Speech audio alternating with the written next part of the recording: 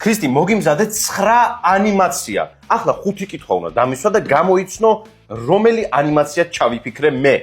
ძალიან მარტივად გამოვიცნობ. ნახოთ. პირველი კითხვა, გიორგი, ქართული ანიმაცია არის?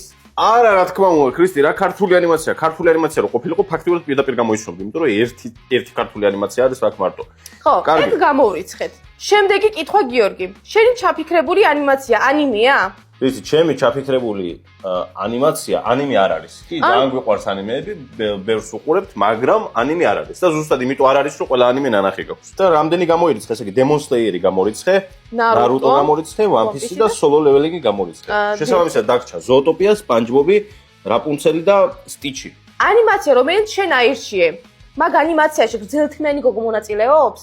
არა, ქრისტინე. თუ Rapunzel-ს გულისხმობ, ეგ არ არის. ხო, და მინდა გითხრა, რომ ერთი კითხვა დაგრჩა ქრისტი და 3 ანიმაცია და არ ვიცი რანაირად გამოიცნო ერთი კითხვით. ანიმაცია, გიორგი, რომელიც შენ ჩაიფიქრე. 2025 წელს ყველაზე ტრენდული იყო? ქრისტი, ეგ ჩეთერული კითხვაა, ეს არ შეიძლება. ნუ გეკითხები, ხა 2025 წელს ყველაზე ტრენდული იყო თუ არა? იყო. მაშინ მე გეტყვი რაც არის. რა არის? Zootopia. მართალი ხარ, ქრისტი, Zootopia არის. ძალიან ტრენდული. დასვა არ შეიძლება. კი, ძალიან ტრენდული იყო და კომენტარებში დაწერეთ ვის მოგწონთ Zootopia 2. და ისიც დაწერეთ ანიმეები გირჩევნიათ თუ მულტფილმები.